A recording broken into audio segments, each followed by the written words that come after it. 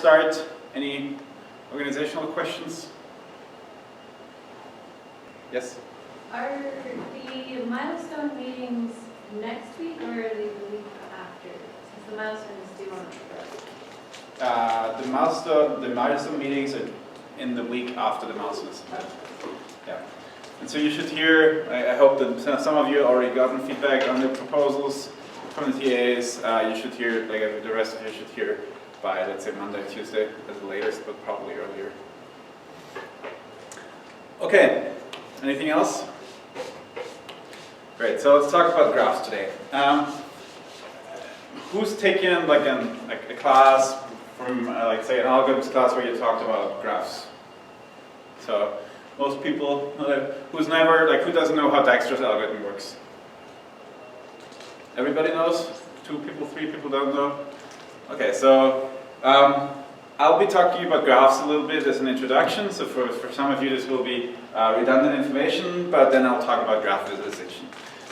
Graphs are like one of the major data structures and they're really very important. We might not realize how important they are. So for example, without graphs, none of these would exist. So we wouldn't have Google as a search engine. We wouldn't be able to navigate conveniently using our phones.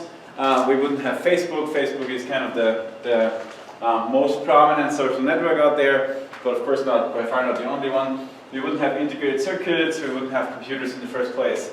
So all of these applications depend on graphs. Here's an example of a Facebook graph.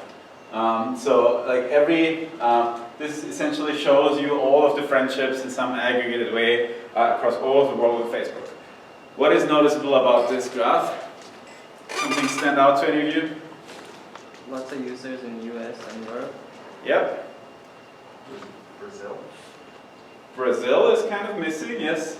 But well, I guess Brazil has a lot of rainforest around here, right? So, anybody else? I jumped to Asia and like China and Russia is all gone. Yes. So this tells us a little bit about where is Facebook popular, and in China Facebook isn't accessible, so obviously China is not on this map. However, this is not really a great graph visualization, right? This is more of like a population map, and with the caveat that it shows us a little bit about where Facebook is not used much. So we'll talk about visualizations like this today. Another domain, like we see networks in nature a lot. So for example, I study biological networks in my research work. For example, I'm interested in visualizing the interaction between genes, proteins, and chemical products. Then also the brain, everything, like our brain is basically one big network. The various neurons are connected, and this is how we think, how we store memory, and so on. And now we have the opportunities to try to rebuild these networks. So this here, for example, is a very, very, very, very, very, very tiny segment of a mouse's brain, segmented. And here is an abstract representation of this brain that the biologists try to study to understand what are the major patterns of connections in the brain. And then also you can think of your ancestry as a tree, so as a graph.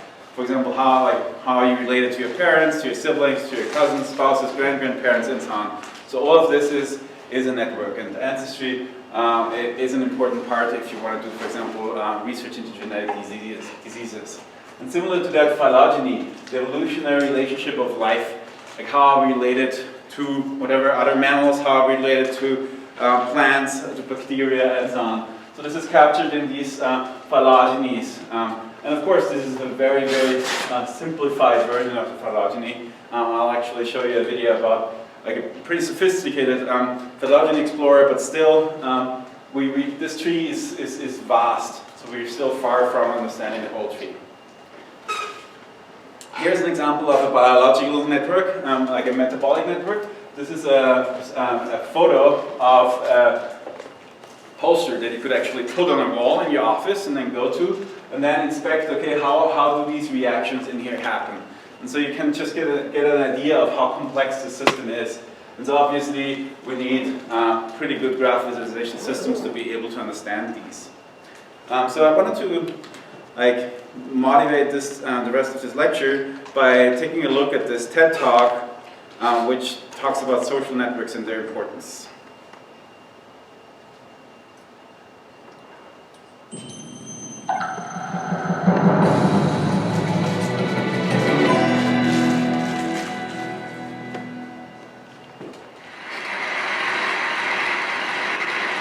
For me, this story begins about 15 years ago when I was a hospice doctor at the University of Chicago, and I was taking care of people who were dying and their families in the south side of Chicago. And I was observing what happened to people and their families over the course of their terminal illness. And in my lab, I was studying the widower effect, which is a very old idea in the social sciences, going back 150 years, known as dying of a broken heart. So when I die, my wife's risk of death can double, for instance, in the first year. And I had gone to take care of one particular patient, a woman who was dying of dementia. And in this case, unlike this couple, she was being cared for by her daughter. And the daughter was exhausted from caring for her mother. And the daughter's husband, he also was sick from his wife's exhaustion. And I was driving home one day and I get a phone call from the husband's friend, calling me because he was depressed about what was happening to his friend. So here I get this call from this random guy that's having an experience that's being influenced by people at some social distance. And so I suddenly realized two very simple things. First, the widowhood effect was not restricted to husbands and wives. And second, it was not restricted to pairs of people. And I started to see the world in a whole new way, like pairs of people connected to each other. And then I realized that these individuals would be connected into foursomes with other pairs of people nearby. And that in fact, these people were embedded in other sorts of relationships, marriage and spousal and friendship and other sorts of ties. And that in fact, these connections were vast. And that we were all embedded in this broad set of connections with each other. So I started to see the world in a completely new way, and I became obsessed with this. I became obsessed with how it might be that we're embedded in these social networks and how they affect our lives. So social networks are these intricate things of beauty. And they're so elaborate and so complex and so ubiquitous, in fact, that one has to ask what purpose they serve. Why are we embedded in social networks? I mean, how do they form? How do they operate? And how do they affect us? And so my first topic with respect to this was not death, but obesity. And it had become trendy to speak about the obesity epidemic. And along with my collaborator, James Fowler, we began to wonder whether obesity really was epidemic, and could it spread from person to person like the 4 people I discussed earlier.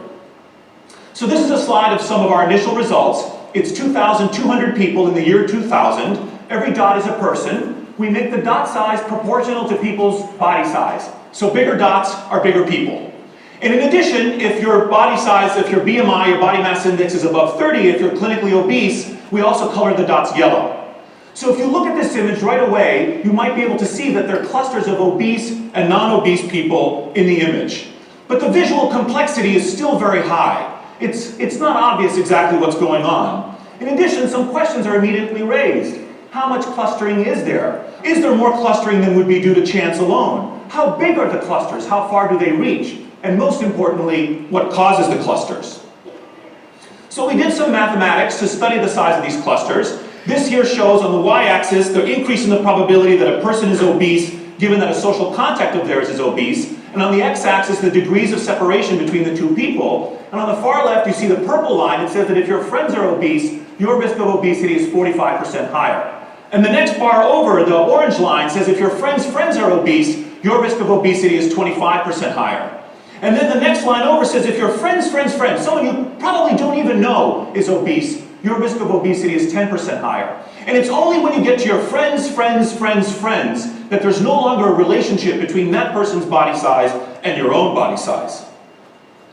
Well, what might be causing this clustering? There are at least 3 possibilities. One possibility is that as I gain weight, it causes you to gain weight, a kind of induction, a kind of spread from person to person.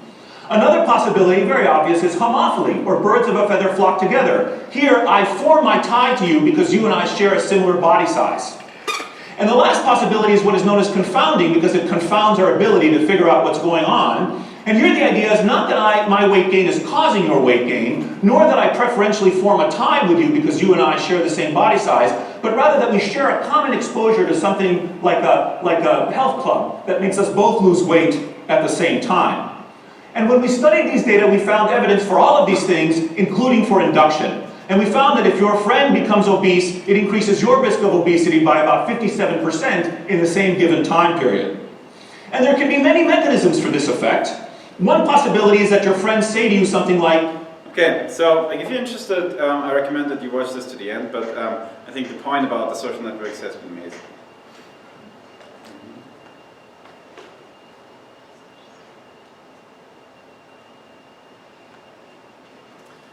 Okay, so let's talk about a couple of graph theory fundamentals. Now I recommend to you, there is a nice book by Barabazi, and much of this book is also online with a lot of animations and so on.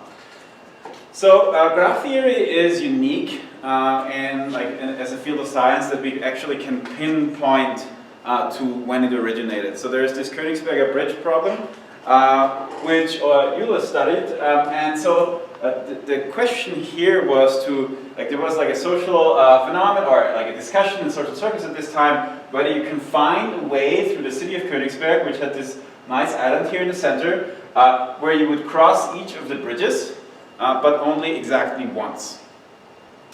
And so, like, try to trace this in your head. Can you find a way to do that? So, what was done is basically, like, the first step, this was studied, and it was found that this is actually not, it doesn't depend which route on the island you take, right? It doesn't depend on which street you take. So you can actually treat each of these land masses as a node, and each of these bridges as an edge. And then if you analyze this network, you will find that, there is a condition. So if more than 2 nodes have an odd number of links, this is impossible. So this was the first, generally speaking, this was the first formulation of graph theory. And so we can pinpoint this very nicely. A couple of terms about graphs. So a graph consists of a set of vertices, which are also called nodes, and a set of edges, which are also called links, connecting these vertices. And then graph and networks are 2 terms that are often used interchangeably, so I will use them interchangeably. Sometimes I'll say vertex, sometimes I'll say edge, sometimes I'll say links. If you want to make a distinction between graph and network, graphs are usually used if you're talking about the theoretical concept, and network are usually used when you're talking about the specific network. So my social network, but the study of social networks would be the study of social graphs. However, this is not consistently used, so just use them interchangeably. Okay, a couple of additional terms. A simple graph is a graph which contains no multi-edges and no loops. So if we only consider the blue edges here, this would be a simple graph. However, if we consider the orange edges too, it's a general graph. So we have this loop from one node to itself, and we have these multi-edges. A directed graph is a graph that discerns between edges from A to B and from B to A. In an undirected graph, an edge works both ways. In a directed graph, an edge only counts in one direction. A hypergraph is a graph where edges connect any number of vertices. So like an example for a hypergraph would be people in a social network that all belong to the same club, that all go to the same school. So you have these edges that connect more than one person. You can also think of these hyper edges as sets that have defined relationships between these nodes. An unconnected graph is a graph where you cannot find the path that connects all of the nodes. So there are gaps in the path. An articulation point is a specific node that, if removed, would separate a connected graph into an unconnected graph, or into subgraphs. A biconnected graph is a graph that doesn't have articulation points. So I can delete one node in this graph here, and it will not break apart. There is no node that makes the graph break apart. And then a bipartite graph is a graph where vertices can be partitioned into 2 independent sets, and the nodes of these 2 independent sets don't have any links between them. So here in this example, there are no links between the blue nodes, there are no links between the green nodes, there are only links between blue and green nodes. And so bipartite graphs are pretty common. And then a tree is a special kind of graph, so we'll talk a lot about trees. Probably not this lecture, but next lecture. A tree is a graph with no cycles. So generally speaking, this is also a tree. Usually we also think of a tree with a root node. So you have somewhere a root. And so you can also define a tree recursively as a collection of nodes which contains a root node and 0 to n subtrees. So here we have a root, and then here we have another subtree. And this subtree itself has a root and subtrees and so on. So this is another way of thinking about a tree. Graphs usually are not bothered with order, however trees sometimes are.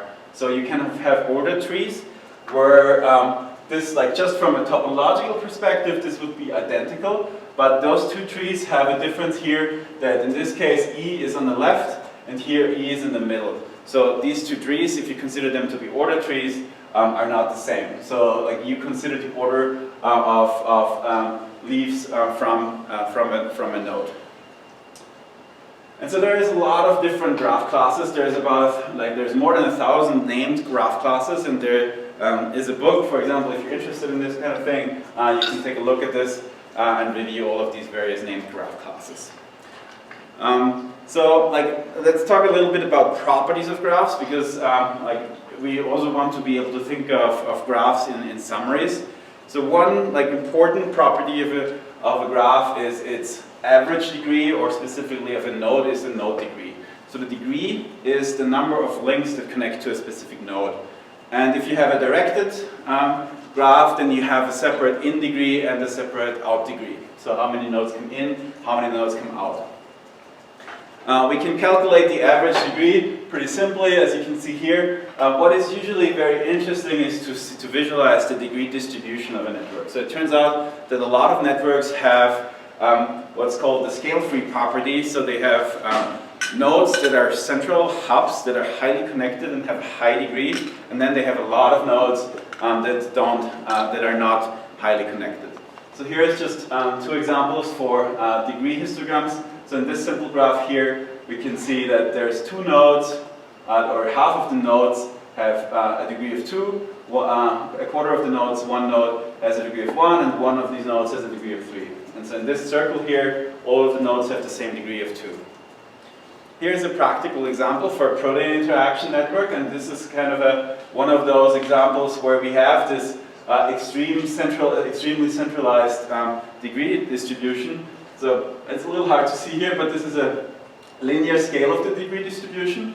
And so you can see that more than 45% of the nodes have, it's hard to read here, but only degree 1 or 2. And there's very few nodes that have a high degree. And so it's pretty common to visualize these charts here as a log-log chart. So we have the log of the degree and the log of the number of nodes and the log of the degree here. And so here we can identify those hubs. I'll give, if you remember, we had this Les Miserables network when we talked about the the node link visualization network. So this is an example of the characters in Les Miserables. So you see Valjean at the center, and these nodes here are scaled by the degree. And so what we can see here is that degree is a measure of local importance. It doesn't tell us anything about how important is a node globally. So here, Muriel, for example, has a lot of connections that are not important to the rest of the network, whereas Valjean has a higher degree than Muriel, but he is also much more central to the network. So degree is a measure of local importance, but not of global importance. And why are these centrality measures important for networks? Let's just think about an electrical network, for example. If you had a structure like this, your power grid would go through one central hub, and this central hub would burn down. A lot of customers would be disconnected. Or if you think about, if the internet were structured like this, a lot of information flowing through one server. If that server crashed, you would lack the redundancy to still ensure connectivity in the network. And so if you actually remove Valjean from this network, you break this network up into 7 disconnected pieces. So, like from just looking at the degrees here, it is not easy to judge how this network would break up. So what we can instead do is we can measure, we can calculate the betweenness centrality. And the betweenness centrality, you should probably have heard this in an algorithms class, is a measure of how many shortest paths pass through a node. So what you do to calculate betweenness centrality is you take a node, like Valjean here, and then you find all of the shortest paths that connect any of the nodes except for Valjean himself. So you go through all possible combinations of nodes, and then you count how many paths go through this particular node. And so you can see that here on the side, all of these people have multiple connections. So essentially they have a very, very low betweenness centrality, or a betweenness centrality of 0, even though they have a degree.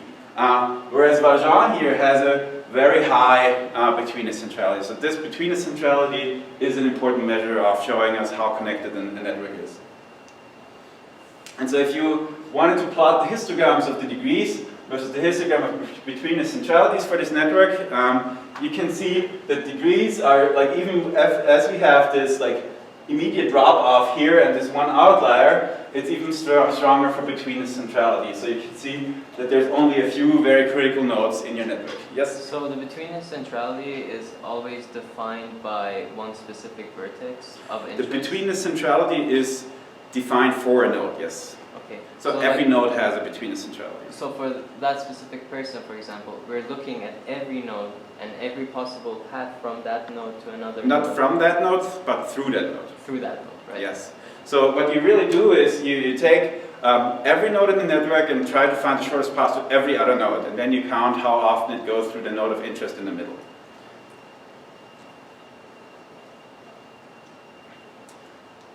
Okay. Another very important thing in networks are path. So think of path. For example, if you use navigation on your phone, what you're doing is a path search. So you're trying to find a way from A to B. Or if you just want to get an introduction to somebody, you might go to LinkedIn and look at who is directly connected. So you're looking for the shortest path. And so a path is a route in a network that connects two elements along links. And so here is an example of connecting 1 to 6, which is just a general path. It's not the shortest path. And so here is an example from 1 to 7. And so here we have two shortest paths that are equal. Like we have this path down up here and this path down here. So there's two shortest paths. And so there are various algorithms to calculate shortest paths. So for example, if you just are interested in topological distance, you can run breadth first search, which is very efficient. If you also need to consider edge weights, you can use Dijkstra's algorithm, which is a very efficient algorithm if you want to consider edge weights. And then if you have a network where you have more information, for example in route planning on a road network, you can also say, okay, I have a node A that is, and I want to go to B, but I have spatial information about these. So it doesn't make sense to fan out my search, but I can actually define a heuristic function that brings me closer to a node. So an A-star algorithm would use this kind of approach to find a path between two nodes very efficiently. But in this case, you would have to know more about the network, which you don't often in general networks. Okay, so this is kind of like the background on graphs. I'm assuming that you already have some familiarity, but this is just a recap here. Okay, let's talk about graph and tree visualization. As in any visualization problem, it is really, like in visualization, it's always about understanding what is the goal of an analysis, what is the task at hand, and what is the data. And those two things, they influence what graphical representation to choose. So it really, the best, there is no best graph visualization. It always depends on A, the data, and B, on your goals and tasks, which is of course true for every visualization. So in graphs, generally there are a couple of higher level tasks. So first, the two principal types of tasks in graphs are attribute-based tasks and topology-based tasks. So attribute-based tasks are concerned with node properties. For example, find all of the obese people in the network that we saw in the TED Talk. And topology-based tasks are concerned with the connectivity of the network, with the topology. So what is, like, for example, finding the shortest path from A to B would be a topology-based task. And those two are very different in terms of which visual representation actually supports them well. So at first we'll talk mainly about topology tasks, but then I also have a couple of slides on facilitating multivariate networks and doing attribute-based tasks. So a couple of specific examples. For example, you could say, I want to be able to localize, to find a single or multiple nodes that fulfill a given property. And if you think about this from an attribute perspective, it would be finding the edge with the maximum edge weight, or from a topology perspective, is finding all adjacent nodes of a given node. For quantify, we want for an attribute-based task, we want to find the number of our nodes. From a topology-based task, we want to give the in degree, or find the in degree of a node. Sort and order, we want to be able, for example, to enumerate the nodes or edges according to a given criterion. So for an attribute-based task, it would be sort all the edges according to their weight. Topology-based task would be traverse the graph starting from a given node. So these are just examples, but what you should really take home from this slide is this distinction of attribute-based tasks and topology-based tasks. So there are three different major ways to visualize graphs. These are explicit graph representations. This is probably what you're most familiar with. These node link diagrams, the matrix representations, and then implicit representations, which, however, only work for trees and don't work for general graphs. So we'll start talking about explicit representations. And so you can subdivide explicit graph representations into three classes. This would be free layouts, styled layouts, and fixed layouts. And what those vary is essentially your freedom to position the nodes. So in free layouts, you have no restrictions on where to place the nodes. You can calculate a layout, and it is completely free to place the nodes wherever the algorithm thinks it's best. In a styled layout, you place nodes, for example, along a circle, or you place nodes along a grid. There are certain reasons to do this, but we'll talk about those later. And in a fixed layout, you want to visualize a network on top of an existing structure, and you cannot alter the position of the nodes. And this is very common on maps, for example. If you want to visualize the flow of immigrants into the United States, or the growth of the railroad in the United States, you cannot sensibly change the locations of these nodes. So we'll talk a bit about those. Okay, and if you think about free layouts for a node link layout, we kind of can formulate criteria what makes a node link layout good. So for example, we want to minimize the edge crossings. We want to minimize the distance of neighboring nodes. We want to minimize the overall drawing area that I need. We want uniform edge lengths. We want to minimize edge bends. We want to maximize angular distance between different edges, because if they overlap, they would be hard to distinguish. We want an aspect ratio about 1, so we don't want very slim and long graphs. And then we also want the property of symmetry. So if we have a structure in a graph, it should look, and if it reoccurs, it should look similar. So similar structures should look similar. And you could go on and list more criteria and think about more criteria. The problem here is these criteria are they're mutually exclusive sometimes. So for example here, if we want to minimize the number of edge crossings, we can do this for this graph here by drawing a curved long edge here. But if we want to use uniform edge length, or as close to uniform edge length as possible, we have to accept edge crossing. So there is not an optimal solution here. It's the same for space utilization versus symmetry. So I have this pattern here of like 1 parent to 3 child nodes, and to utilize the space optimally, I would show this differently. If I were to prioritize symmetry, it would look like this. So you've seen these force-directed layouts, and you have seen this in D3. Just as a reminder, here's this interactive force-directed graph. This is again the Les Miserables graph here. And so we also talked about how these are computed when we talked about this in D3, just as a reminder. this is like so the classical force-directed layout algorithm is a physics model where edges act as springs that pull nodes together, and vertices act as kind of repulsive magnets that push each other away.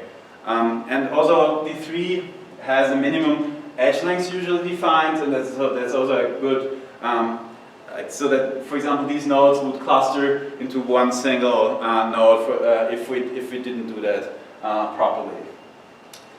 So the edges are basically pulling nodes together, and the force between the nodes are pushing them against each other. In practice, you also need some damping factor, some center of gravity, and so on. So you can look at all of these parameters in the D3 implementation of this. One of the problems with force-directed layouts is that they're computationally pretty expensive, because if I do a proper force-directed layout, I have to, in every like it's an iterative algorithm that continues until you have reached a stable state, but you have to essentially, for every step, you have to compare and analyze every node with respect to every other node. So you have O of n to the power of 3 if you do a naive implementation. So what that means, yeah? So how many nodes are in this graph? 75. Okay. 70 or 1,000 just looks like it's going to be a lot. And yes, I'll talk about this in the next slide. So this is not the 1,000 nodes are not about what makes sense from a human perception perspective, but what is computationally possible on a desktop computer. Yes?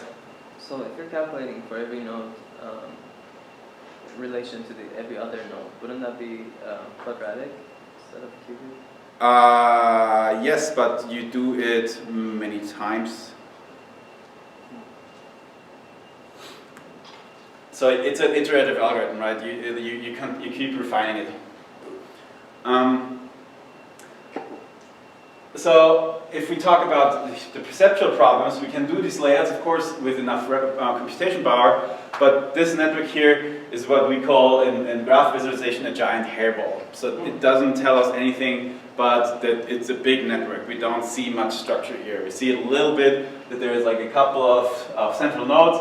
But generally, this picture is similarly informative to this one. It's just like to impress people, to put on the cover of a magazine, to show, okay, wow, my network is big, my data is complicated. It doesn't address a specific task. So, like if you talk about layouts, computing an optimal layout is a problem in NP. So you can do this as an optimization problem, which is what kind of a force-directed layout does. Naive runtime complexity is still O n squared. Because you have to check all vertices again and again. And one way of addressing this is to use multi-level approaches. So for example, you can cluster your network first, and then only lay out the nodes within this cluster. So for example, here we have 3 clusters. On a larger level, we treat this as metanodes, and we lay these subnetworks out relative to each other, and then we don't calculate the distances between the nodes of, outside of the clusters. You can also do abstraction and aggregation, so you can break down, you can aggregate your nodes in some way. So here is a big network of cars. Then here, this is abstracted to like 30K nodes. Then this is abstracted to 750 nodes. And then here we are basically down to major brands. And then here it's like even further abstracted into nodes. And so you could have these additional levels of abstraction and then dynamically reveal subnetworks. So here is a specific implementation of that in D3. So this is a network. The orange ones, this is a tree. The orange nodes here are leaves. And I can click any of those and it will abstract it into one supernode, which is this dark blue node, which is not, like it's very small and not very intuitive to see, but conceptually this is exactly what I wanted to talk about here. So we're kind of summarizing or aggregating these nodes into a supernode. There are a lot of other layouts, not only force-directed layouts. So in biology, for example, it's pretty common to use orthogonal layouts. Until recently, until 2015, the best layout algorithm that produced these orthogonal layouts would produce something like that for such a network. And this is what these biological graphs look like in real life. This is manually created. And so these guys, Kiefer et al. And Tim Dwyer, published a paper last year where they tried to take the data and then produce an automatic layout that is based on what humans would create. So their goal was to take this and look at this and be inspired and produce an algorithm that produces this. And so I just wanted to highlight this because it is a very cool approach what they did. So they took they came up with an experiment where they let humans lay out a lot of networks on Mechanical Turk. For example, they gave them an initial graph and then they asked humans to build layouts on Mechanical Turk. And so then they ranked all of these and found which are, again, on Mechanical Turk in a second round, the human created layouts, and then identified which layouts do people like. And so we can see that people didn't like the initial layout here. This is the 16th layout, and then here we see clearly how the best layouts look. One of the problems on Mechanical Turk is, of course, that people don't take the task seriously. So these look, the worst usually looks very similar to the original layout with very little improvement. Whereas the human layouts here, the layouts where there is a lot of effort going in, they look pretty good, and people agree on which criteria are good. And so from studying this, they came up with a couple of rules, and then encoded these rules in an algorithm. And so now they're able to produce these kinds of layouts. It's still computationally very expensive, but I just found this process of letting humans try something, find an optimal solution, letting humans judge what is important to them, and then deriving rules from that, and then producing an algorithm that follows these rules, pretty interesting. Okay, moving on to styled layouts. So here is a circular layout. One thing to note about circular layouts is that they get also pretty cluttered. So here we have a network where we show about 3% of all possible edges, and it's already pretty dense. And if we only show 6.3% of all possible edges, this is already like a parallel coordinates plot that doesn't do much good. We can not really see much structure here anymore. And in a circular layout, node ordering is very important because if we have these communities that are tightly connected, then we can potentially see something about them. One approach to deal with these kind of unuseful edges in here is edge bundling. So here is this is a software calling graph. This is from an older visualization framework, and we can see each of these nodes here in the circular layout corresponds to a file. These files, other files are referenced, somehow called, and each of these links represents one of these references. And so this is the original layout. We can see, okay, this seems to be the core of the program here, and this is being called a lot from other places. However, if we, the structure isn't very evident. So we can instead create, find a bundling algorithm that does this to the network. And so what this does is it takes this, since this is a software, this is a program, and we have packages and folders, so we have a structure behind there, a hierarchical structure, individual files, and then packages, and then folders, or higher level packages. And so this uses this information to bundle them. And specifically, here we can see that there is we can see these clear trends between these various areas. And so how that works in practice, if we wanted to connect, let's say, this node here to this node here, if we just did a straight line, it would look like this. But if we have this hierarchical structure, and so in this particular case, what this does is it builds a tree in here that has this hierarchical structure, and then it routes the link along this hierarchical structure, and then uses a spline. And so you can see that basically at each of like these little files here, they will all go through that line or close to that line, and then they will take a turn here and be bundled here and then connect to something else. So this is like a bundling approach. And this paper was published in 2006, and last week at the InfoVis conference this actually won a Test of Time award because it's so much used. Yes?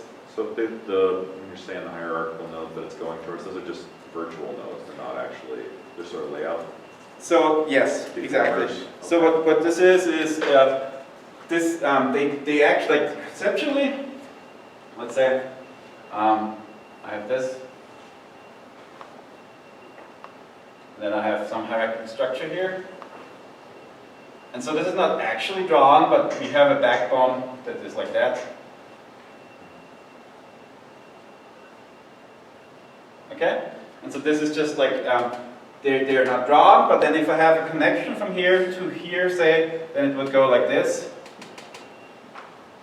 And find this route. And here, for example, if I have like a file from here, that would bundle up here. Right. So there's not necessarily any data other than route attached to it. Other than what? Route.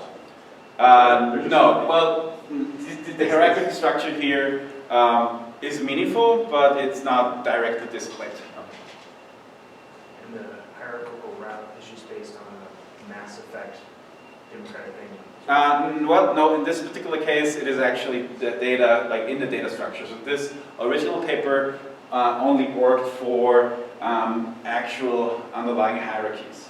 So in this case, where you, like the software example, you have this hierarchy of how software is packaged, and you have to call the calls to the other pieces as links. So this original paper only worked with an existing underlying hierarchy. My next slide is on a force-based approach for that. First, I wanted to talk about, of course, you can adjust how closely those lines align to the backbone. So you can define a beta, a bundling strength factor beta, and so here are a couple of examples with different bundling strengths. So you can see no bundling, a little bit of bundling, more bundling, and a very strong bundling effect. And so in practice, you have to find a compromise. I would argue that this is not very helpful here anymore, but probably this looks about right to me to see much of the structure. This is actually implemented in D3 so here we can change this tension and see how this network bundles.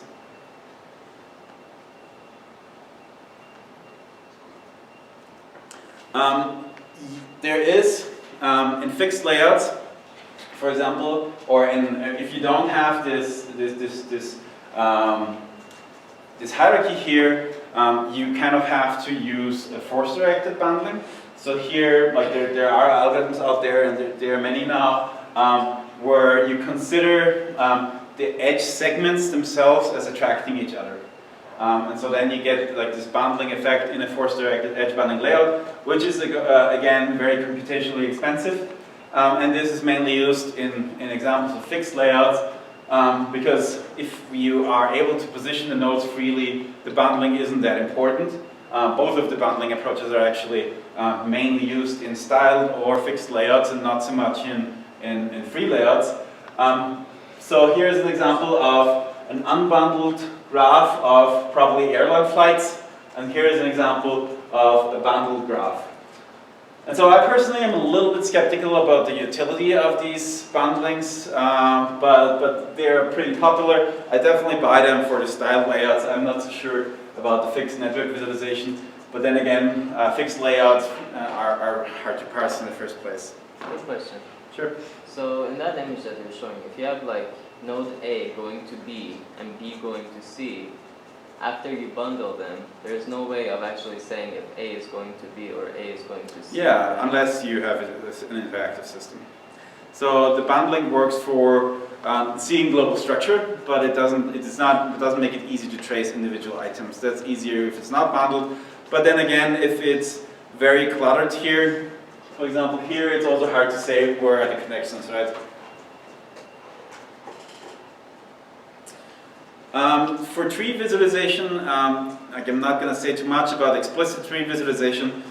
This like standard tree layout is this Rheingold Tilfeld layout. Here are two examples of it. Both are part of D3. You have actually used this in your homework. This Rheingold Tilfeld layout. Here is like a linear layout, and here is a radial layout. And so, what are the advantages and disadvantages of these two approaches here? Legibility of text. Exactly. So we have the problem of legibility of the text in the circular layout, and here we kind of run out of space quickly. So trade-off. Trees are actually like very great to aggregate. Like in a graph, it is a little bit more complicated to aggregate nodes. But if you want to aggregate trees, this is easy to do. And I'm not going to show the video again, but if you remember this mother of all demos, they also demonstrated the first interactive tree manipulation here. So if you have large trees and complicated trees, it is not as easy to interact with them, and then especially if you want to run tree comparison, it gets really tricky. So one of the domains where tree comparison is very important is when we study phylogeny. And phylogeny, if we do it based on genome sequencing data, for example, it's not completely certain how we structure a tree. We might have conflicting evidence, and so here's a nice video from Tamara Manzner about a tool that was actually probably the only InfoVis paper ever published at SIGGRAPH, and she will explain this in the video.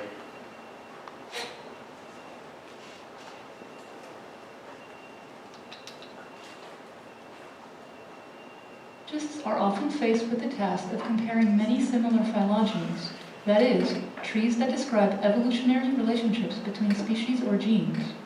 Although some sophisticated tools for tree manipulation exist, for instance Maclade as shown here, they are designed for small data sets of dozens or hundreds of nodes, and they have very limited support for comparison between trees. The spread of DNA sequencing is leading biologists toward the creation of much larger trees, thousands of species today, and millions within the coming few years.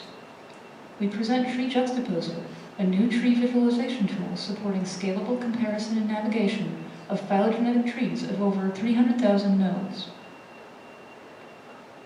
Even small trees are hard to compare with visual attention alone. Linked highlighting of nodes and subtrees helps. Perfect matches for named leaves are easy to find, but computing the best corresponding nodes in the interior required a new algorithm that runs in n-log-n time at startup. Highlighting alone can still lead to false negative conclusions.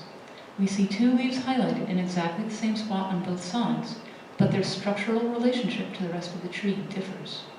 We can mark the exact place in the tree where structural differences occur using the results of the corresponding node computation. Subtrees underneath the black edges are guaranteed to be contiguous on both sides. The red edges show where a subtree from one side maps to a non-contiguous area in the other.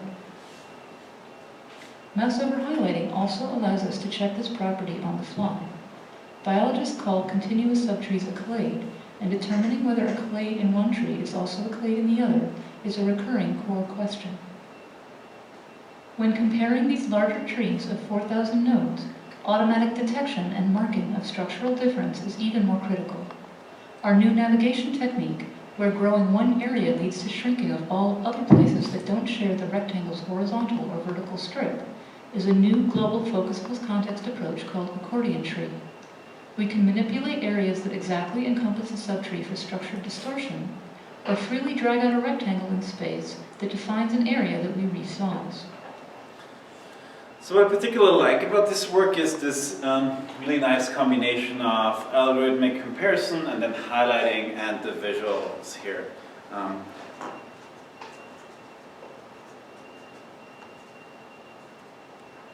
Okay, so let's revisit explicit representation node link diagrams and talk about their pros and cons. First pro, you can basically show every graph class, be it a tree, be it a multigraph, with an explicit representation. You can also show hypergraphs, so all of this is possible. It can be customized by weighing layout constraints, and they're very well suited for topology-based tasks. So we can infer neighborhoods and easily define C neighborhoods.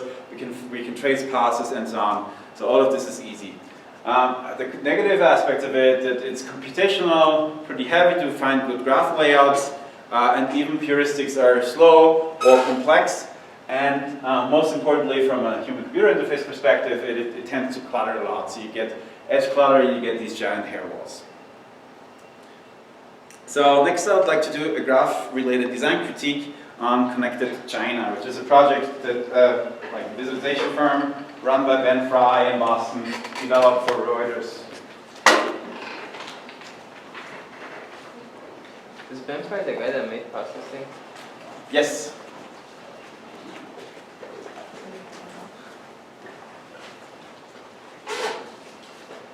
Sorry. And this is again an interactive tool, so you pull out your computer, you pull out your computers.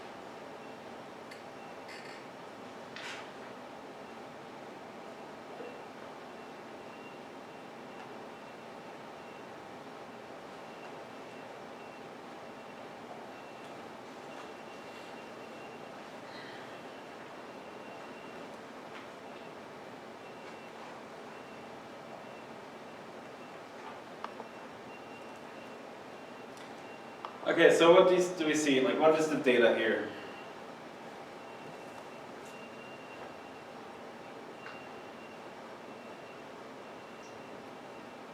Can you zoom in a little bit? Is that possible?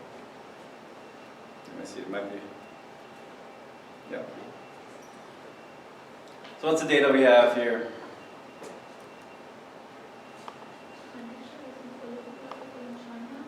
Sorry? Exactly. And so what's the data structure? It's a tree.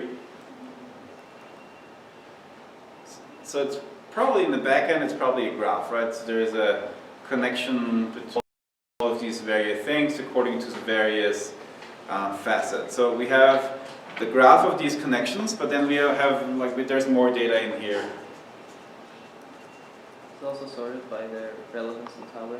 Yes, so we have like various classes of people and various, like how important they are in China's power structure. There's directed relationships, information there as well. Directed. Yeah, it does say close to, Okay. mentored. Ah, so you mean these classes or these sets? I guess it says, you know, they all say that each person was mentored to someone or Yep. in law. So there's So some, kind of I guess there's edge some, attributes. yeah, attributes, maybe Yeah. not direction. Okay, so like what's the layout here? Like,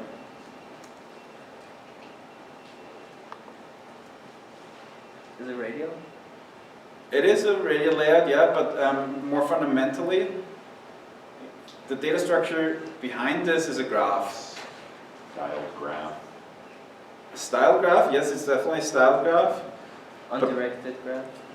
It's also an undirected graph, but what I'm trying to get at is that even though the structure, the data structure behind this is a graph, it is represented as a tree from an egocentric perspective, right? You pick one person and then you see this person's relationship.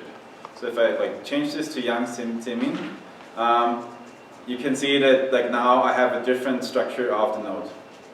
Why do you think that is?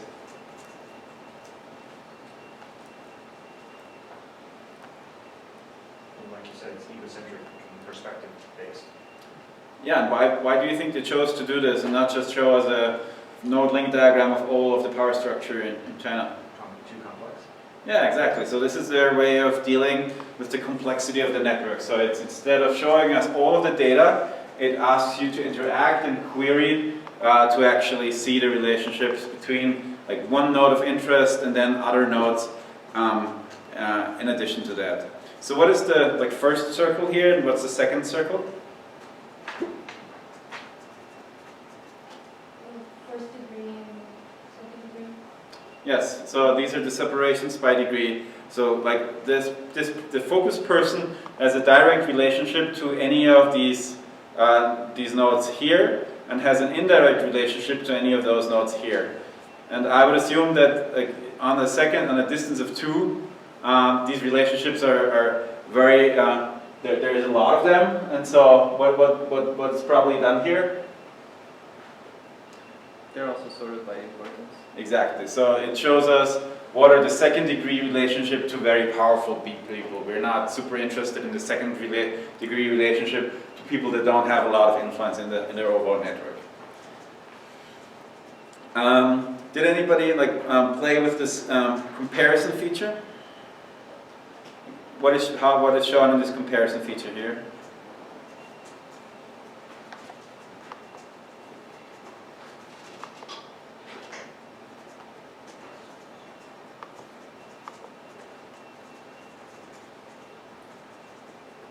It shows a person's, as they went through the hierarchy of positions, how they got there. Exactly. The career trajectory of these people. Is this still a graph?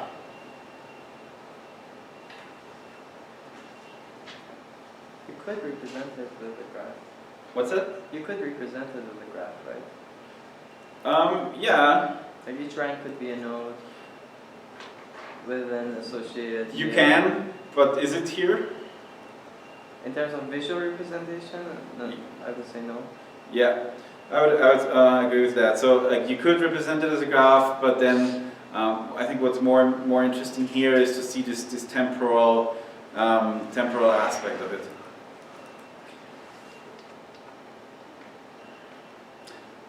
So like we can see clearly that people that are very successful usually have like a fast career trajectory and even leave out steps here.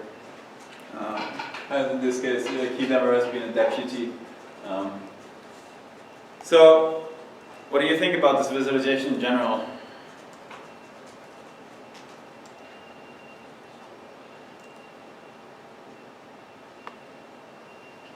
Definitely needs some introduction. So yeah, it is complex, right? But why do you think this is complex? Probably because the relationship between the data is also complex. Yeah, so the data is complex, it's hard to read, and especially if you don't know much about Chinese politics, it would probably be easier for us to understand if it were, for example, like American politics. But of course, this is also the point, right? It's supposed to give you like an understanding of the power structure in China. Any other opinions about the visualization? Kind of sucks that it's not responsive. Well, it's a little older, yeah. And also this thing doesn't use a single library, so everything here is actually encoded. Well, I'm not saying it doesn't use a single library, but I'm saying it doesn't use a visualization library like D3.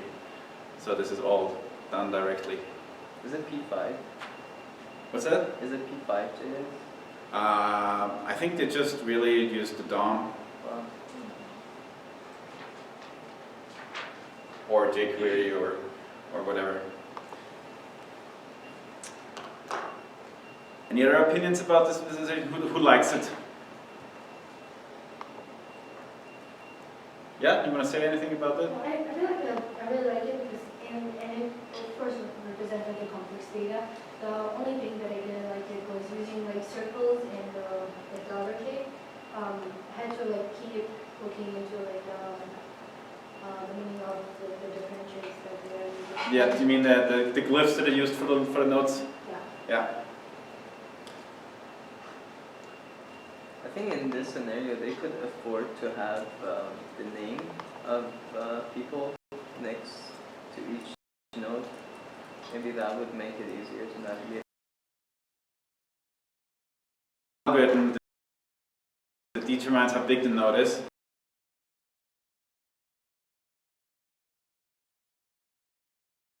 The node, they actually label the node. So there's a very you can see a good example. Those two are big enough based on their importance in the network, and then they are labeled large. And then if I define like a neighborhood here, now I'm defining this distance function, and now I see this person and his direct connections. Okay.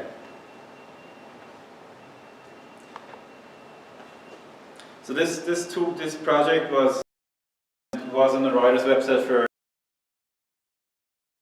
Now it's hard to fathom this. We've seen previous work by Ben Fry throughout the class. So he's one of like early InfoVis researchers, but has now he's not doing research anymore. He's now in industry. Okay. So next I want to talk about multivariate graphs. So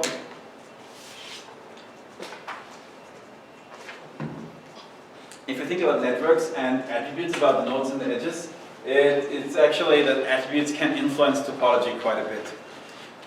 For example, if you think about a path that connects in a network, it can, for example, be like slowed down or blocked somehow. For example, the best route when driving from A to B depends on the attributes of the network, how much traffic is currently going on, or even like higher level, what kind of street is it, how fast can you go on a street. If you think about a biological network, the connectivity in the biological networks depends on many factors. So you have these canonical representations of connectivity in a biological network, but then you have factors that influence it. So maybe like in a signaling pathway, you might want to use a drug to inhibit a particular node, and that changes then the topology of the network. So we have this interdependency between the topology and these attributes. And so what we need to do is we need to see both of them at the same time. The problem is that we have large data are very often in heterogeneous data. So we can have, like if you want to look at attributes in the context of a network, we often have a larger number of values. So in a biological data set, it's not uncommon to have 500 experiments that you want to see in the context of a network. And then also you could have multiple groups or conditions. For example, we could have this is before treatment, this is after treatment, or this is subtype 1, subtype 2, subtype 3, and so on. So you want to be able to compare the attributes for these conditions. And then you also could have different types of data. So we could have like categorical data associated with nodes, we could have numerical data associated with nodes with different semantics. And so we want to be able to see all of that at the same time. And so the fundamental challenge here is we need to support multiple tasks. So we need to be able to explore the topology of the network and explore the attributes of the nodes at the same time. So we have this table and we want to associate it with like these nodes, and we need to be able to do this efficiently at the same time. So this is problematic. So here, for example, we would like to associate both of these tables to this particular node here. These records have different meaning. It could be a pretty large table. We want to see it in the context of this network. So how can we visualize this attribute data on the networks in general? Well, first you can do good old color coding. So if for this simple example, this would work, but then if you have a larger vector, this gets complicated. So you can see that people have tried this here. Like you can do 5 or 6 of these color values, but it is problematic. Other approaches to that is to use glyphs. So here is little pie charts embedded in the nodes. Here we have little bar charts, little line charts, little bar charts with arrow plots, or again more bar charts, that's the circular layouts, glyphs, and so on. So people have tried various things. The problem here is that this is pretty limited in scalability. So I can do this for 1 or 2 things. It is great to visualize classes like we have it here, but it is not great to visualize a big vector that is associated with a specific node. And so we've talked about the small multiple approach that we could take here. So we could, like in this case, we've seen this tool before. This is a biological network, and then we have 3 copies of it, like 1, 2, and 3. And each of these networks shows like the nodes colored by a different condition. So we see the same topology, but different experimental data overlaid on top of it. So here, for example, it's actually hard to spot something here. We can see that here in this cluster, there's more high values, and here are lower values, and this cluster here corresponds pretty well. It's actually the same one as this one. So, like we've talked about all of these problems with small multiples, all of their benefits and their drawbacks. Then a different approach is this data-driven node positioning, which is by the same people as scatter dice. And I'll briefly show this video. You will recognize the fundamental technique. In this video, we present Graph Dice, a system to visualize multivariate social network that supports easy and flexible navigation in network attribute space.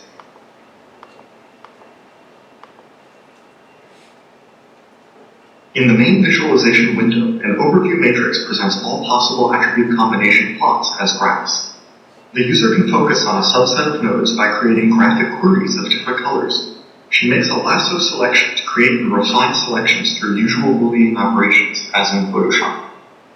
Multiple queries can be activated at a given time to mark different groups of interest, like the strong connected communities the user has highlighted in this co-authorship network. The user can then explore how the community actors are spread from the point of view of other attributes by selecting a new plot in the navigation matrix. There is a 3D animated transition between the nodes and the lengths of the current plot to the new plot, as well as for the convex hulls that correspond to the queries, keeping one attribute dimension consistent during the animation. The user also has the option to control the speed of the 3D animation by invoking a menu with the left mouse button. While dragging, she can observe in detail the actor's motion during the animation and see the correlations between the 2 attributes she is animating back and forth. So this is a very extreme approach to visualizing attributes. Essentially you're saying, my attributes are what drives the layout. And then you draw the lines on top of that. And so this is nice, and it kind of has these scatter plot properties, but it might be difficult to see the structure of the network sometimes.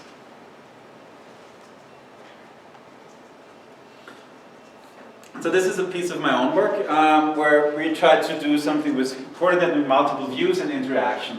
So here, like the idea here is that we have a network on the left, and then we have a user choose a path through that network. Because we actually talked to a lot of domain experts and found that when they want to explore networks, they very often are interested in the topological relationship along a path. And so they could actually say, okay, I want to see the attributes along those paths. And so what we did then is we extracted this path, showed it again next to it, tried to keep as much topology information here as possible, but we're not showing all of the topological information, obviously. And then here on the right, we have space to use like proper visualization like bar charts or line charts and so on. And then we can also juxtapose this with data that is not directly connected to the network. So here's a practical example for this in a pathway network. So here, the user would select this succession of nodes, and the system would extract them here, try to preserve as much of the topology as possible, but then to the right would show the data in bar charts. And then you could extend that network or that path, and then you would get more of this data. And so you can now kind of reason of how does this, the attributes in this case influence this particular path. And so here's a video of this approach. You see the path being extracted here to the right. And these, the violet lines here, they show connection between multiple subgraphs of these networks. And then I can like expand that view and look at the data about this path in detail. So this is like, I've shown this to you last time when we talked about tabular data visualizations. I'm not going to give you the details, but this was actually, I didn't say that at this time, but this is in the context of the selected path where we show all of the, or as much as possible of the topological information that is like closely related to the path, and you can dynamically also switch out a node and so on. And so like here's a practical example of why that is important. This is actually a case study that one of my collaborators at Novartis did at the pharma company. And so she was looking at a cancer data set and how people, or cell lines actually, react to certain drugs. So there's two cancer drugs that she looked at, erlotinib and lapatinib. And these bars here show us how well these cell lines responded to these drugs. So a low bar here means that the cell line was actually killed or responded to the drug. And so we see that there is this is sorted by response to this drug. So we see that there is a correlation between response to the drug and high values here and red values here. That seems to be very consistent with the exception of those two highlighted nodes here.